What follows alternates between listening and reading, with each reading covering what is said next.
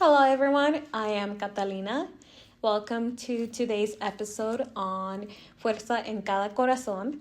Today, we have our guest, Amanda Marie, sharing her experiences growing up around Latina culture and how it has shifted her life. Hi, Kat. Thank you for having me on the podcast today. Thank you for joining us. Jumping into our first question here. Tell us about how you have experienced Latina culture throughout your life. Yeah, absolutely.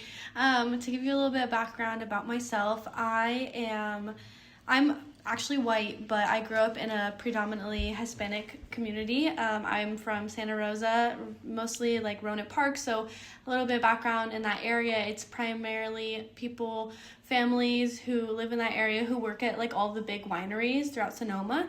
My mom, she was a teen parent, a single parent of 4 at the time. I'm one of 6 now, but at the time we had 4. And we were like, the white kids on the block, whatever, but that didn't shy away from all the love and support that we experienced from everybody. Like, it didn't matter if it was, our neighbors down the street, our neighbors next door, everyone was such a big community and there was just so much love. And you'd go out and you would get elote, like, every single day. And, it's just a very chill, like, loving community where everyone, like, cares about each other and uplifts each other in such a different way. And we saw so much support and love, especially from the women in the community. All the moms, like, they knew my mom and they applauded her for doing what she was doing so strongly and independently, especially when, like, all around you see big families, big beautiful families doing all these fun things. You're always outside, you're always running around with the kids and whatnot. And so being able to have that support in our lives really changed everything for us. And, like, it's silly. It's, every little aspect of my childhood, I think of, eating little candies and going around and riding bikes and just completely surrounded by just beautiful Latina culture. I remember when I was little, one of my neighbors, she was having a quinceañera and we got to help her, like, pick out all the, we were there, like, it was all of us. And it was just such a beautiful thing to be able to experience and be a part of. And as I got older, I moved out when I was 16. My best friend, she is also Latina, and her mom, like, took me in a really beautiful way. So I actually call her my mom too, and she has raised me in such a different way. And it's so funny because my best friend, she's no sabo, but I speak just un poquito, I mean? And so me and Nancy, we'll just be like making jokes at her, making little stabs at her in Spanish, and it's just such a fun way to grow up. And it was in my life back then, and it's in my life today. Oh. Yeah. I'm glad that you got to experience a quinceañera. It is actually a very big tradition in Mexican or Latino culture. It's so beautiful. It's so beautiful. I've actually got to help be a part of too. And man, it's so much planning, so much meticulous, so many beautiful things. The dance, oh my God, like the dance. It's just so fun. All of it. And it's like such a beautiful meaning behind it too, of like walking into womanhood. And taking that step, yeah. And I'm glad you did. And you also, basically, throughout your life, you got to experience, like, the support that Latino communities always have. And it's always like that. And with that, like, I really got to see a lot, too, of the shift between, like, in said culture, like, having the shift between, like, toxic masculinity and coming into the new day and age where, like, all these Latina women are just so strong and like are really able to do whatever they want.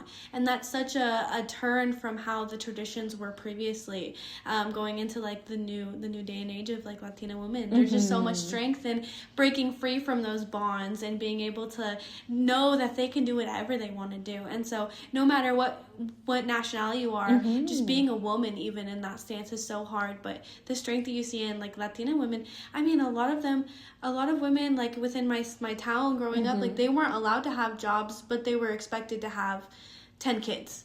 And they weren't allowed to do anything other than, like, raise a family. But now I see those daughters that I grew up with, my best friend, people of that, are just, like, reclaiming what it is to be a strong, independent Latina woman. And it's so beautiful. I mean, just like yourself. I mean, literally. And it's such a beautiful thing to get to experience and, like, cheer people on. It's really, it's amazing.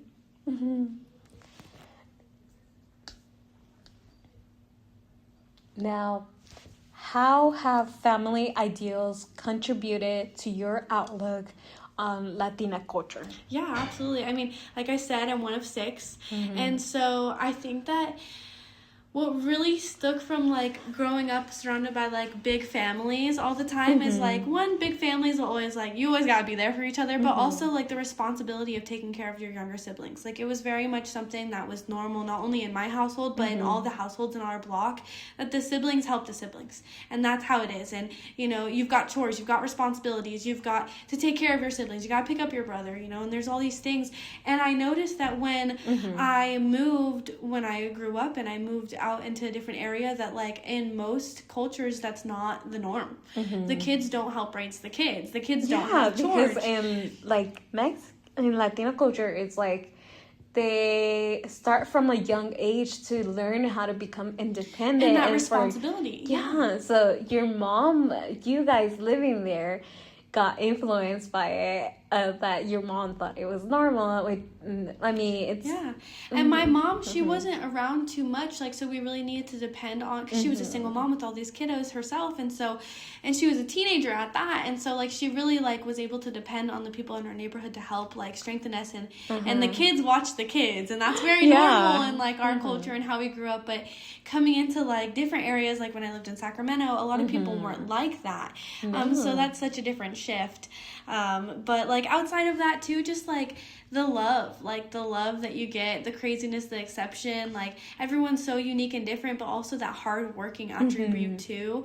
I really found it within my family culture and the surrounding neighborhoods from us, because, like, you gotta be a hard worker, and that's just the reality of life, whereas, like, and I felt like it really prepared me to be an adult, whereas, like, there's a lot of different cultures out there, like, when they become an adult and they're still depending on their parents. And I feel like that's very, like, different from the culture that I've been able to experience from how I grew up. Aww.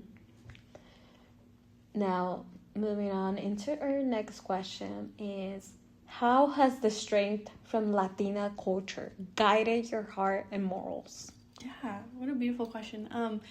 This one, going back to, like, when I think about, like, my strength, I really think of, like, my best friend's mom, Nancy. Like, she really is my strength in so many ways. She's, like, my biggest cheerleader, and she's always just motivating me to be everything that I can be. And I love, too, that she really doesn't speak to me much in English. She speaks to me in Spanish mostly, so it really challenges me to be able to, like, keep that going. But she, like, really has taught me that, like, anything that's on your heart, it's on your heart, and just go for it. I mean, my mom's taught me that too, like, growing up and whatnot, but, like, the way that she tells me about her life, like, being in Mexico, and because she's from, I'm going to say it wrong, Oaxaca? Is that how you say it? Oh, I say it wrong.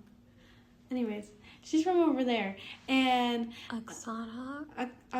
Yeah, in Mexico? Mexico, But that's where Nancy's from, and so she tells me all these stories about, like, how different it was in her and where she lived, and, like, how much strength we have now to be able to do what we want and know that there's anything that we put our hearts to or our minds to, that we can do it and we can reach that, because there is no limitations. There is there's no one holding you down. Like, no one. You are able to set those no matter what nationality you come from, what background you come from, what town, what city. You build the reputation, the name, and the goals and the drive for yourself that you have. It's only yourself. It's like... Yeah. You only know what you want. You only know what to do. You only know what's the next step. It's all in your hands, and you guide yourself. And I see that so much in the new wave of, like, independent Latina women, and, like, really being able to recognize that and see the drive for the future of all of us. It's just such a beautiful thing that gears my heart pushing forward every day. You just gotta find your heart yourself, with your heart wants, and just follow it. You just gotta recognize your full potential and just keep going. Absolutely.